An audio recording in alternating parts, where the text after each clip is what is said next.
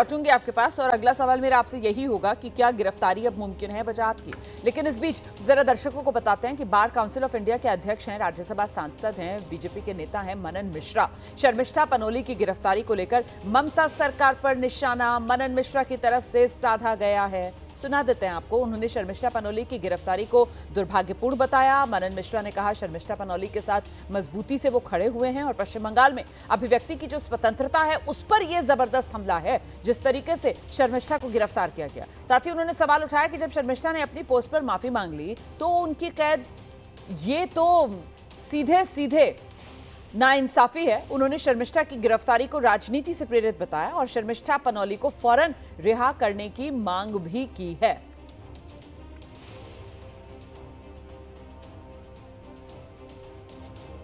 और वहीं शर्मिष्ठा पर कोलकाता पुलिस की ये जो कार्रवाई हुई है इस पर सियासी बयानबाजी लगातार सामने आ रही है। बीजेपी की सांसद कंगना रनौत, उन्होंने ममता सरकार पर सवाल उठा दिया कि जब शर्मिष्ठा माफी मांग चुकी हैं तो फिर टीएमसी सरकार ने आखिरकार गिरफ्तारी क्यों की और टीएमसी सरकार जो है वो बंगाल को नॉर्थ कोरिया बनाने पर क्यों तुल गई है। इस तरह से लॉ एंड ऑर्डर के नाम पर जो है किसी को भी इस तरह से हैरेस करना इज नॉट गुड, क्योंकि जब किसी ने माफी मांग ली है और वो पोस्ट डिलीट कर दिया है क्योंकि सिर्फ और सिर्फ जो कि अभद्र भाषा का प्रयोग किया गया था उसको लेकर, लेकिन किसी को जेल में डाल देना, उसको जेल में रखना, उसको सताना, उसका पूरा करियर, उसका पूरा कैरेक्टर खराब कर देना, ये जो है बहुत ही गलत है। किसी भी बेटी के साथ ऐसा नहीं होना चाहिए और मैं ये मांग करती हूँ बंगाल की गवर्नमेंट से कि इसको नॉर्थ कोरिया मत बनाइए और यहाँ पर सभी के संवैधानिक हक हैं। अगर किसी ने कोई अभद्र टिप्पणी की हुई है तो उसके लिए उन्होंने माफी मांगी है, वो इन जनरल उन्होंने कहा था। आजकल के बच्चे जो है इस तरह की भाषा चाहे वो अंग्रेजी में यूज करें चाहे हिंदी में यूज करें करते हैं, लेकिन मैं ममता जी से ये मैं विनती करती हूँ कि उसे जल्दी ही रिहा किया जाए। वो उसकी उम्र भी बहुत छोटी है and she is a lawyer. उसका सारा करियर, सारी जिंदगी जो है बर्बाद करने की जो साजिश की जा रही है, this is we don't support this. मैं आपको सीधे लेकर चलूंगी। हमारे साथ हमारे सहयोगी प्रकाश सिन्हा इस वक्त मौजूद है और जरा प्रकाश से ही जानते हैं। प्रकाश, जिस तरीके से बंगाल पुलिस ने शर्मिष्ठा पनोली की गिरफ्तारी की है उसके बाद सियासी तौर पर ममता बनर्जी घिरी हुई नजर आ रही है।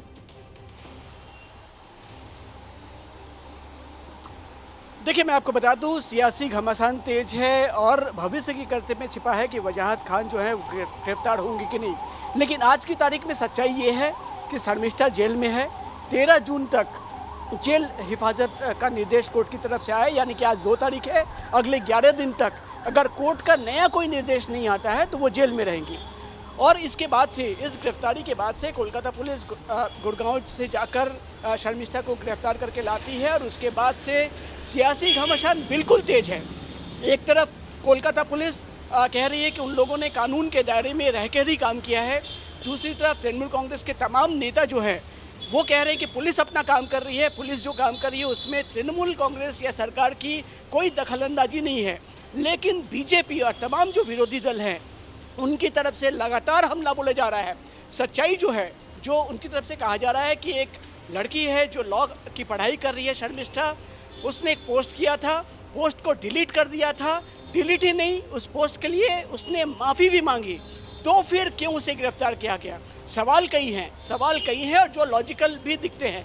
लेकिन पुलिस की तरफ से जो बताया जा रहा है कि सिर्फ पोस्ट करने के लिए नहीं, धार्मिक भावनाएं जो हैं वो आहत हुई थी और कहीं ना कहीं एक माहौल बिगड़ रहा था, शायद इसलिए गिरफ्तारी की गई। लेकिन कुल मिलाकर शर्मिष्ठा की गिरफ्तारी के बाद कई सवाल खड़े ज़रूर हो गए हैं कि एक लॉ की स्टूडेंट जो पोस्ट करती है उस पोस्ट को डिलीट भी कर देती है, माफ़ी भी मांग लेती है, फिर क्यों गिरफ्तार किया गया। ऐसे कई सवाल विरोधी दल की तरफ से, बीजेपी की तरफ से उठाए जा रहे हैं और सियासी घमासान बिल्कुल तेज है। आप बिल्कुल सही कह रहे हैं। नहीं, देखना ये होगा कि अब जिस तरीके से वजाहत खान वाला मामला सामने आ गया है तो वो जो विरोधियों की तरफ से कहा जा रहा है और ममता सरकार पर हमला बोला जा रहा है कि साहब ये जो धर्मनिरपेक्षता की दुहाई सरकार की तरफ से दी गई और ये एक्शन जो बंगाल पुलिस ने लिया वो एक्शन एक तरफा तो नहीं हो सकता। धर्मनिरपेक्षता एक तरफा तो नहीं हो सकती है। अगर शर्मिष्ठा पनोली पर आरोप है कि उन्होंने दूसरे समुदाय की धार्मिक भावनाओं को कहीं ना कहीं आहत किया है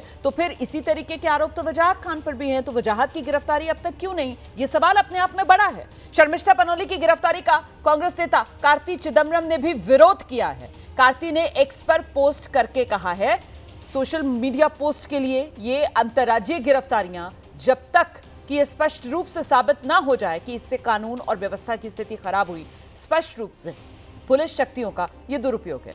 देखिए, ये शर्मिष्ठा पनोली जो मूलतः बंगाल की है, पढ़ाई पुणे में कर रही है और गुरुग्राम में मुलाकात करने किसी से आई हुई थी और गुरुग्राम आकर बंगाल पुलिस इसको गिरफ्तार करती है। इसी को लेकर कार्ति चिदम्बरम की तरफ से ये सवाल और कहीं ना कहीं कटघरे में ममता सरकार को, ममता की पुलिस को उन्होंने खड़ा किया। वहीं बीजेपी के नेता शुभेंदु अधिकारी शर्मिष्ठा पनोली की गिरफ्तारी का वो भी विरोध कर रहे हैं। उन्होंने शर्मिष्ठा की गिरफ्तारी को लेकर ममता सरकार पर सवाल उठाए और आरोप लगाया कि ममता सरकार सिर्फ सनातनियों के खिलाफ कार्रवाई कर रही है। के खिलाफ था।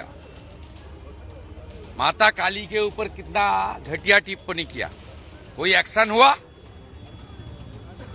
उनके एमपी सायनी घोष महादेव को लेकर क्या पोस्ट किया, कोई एक्शन हुआ?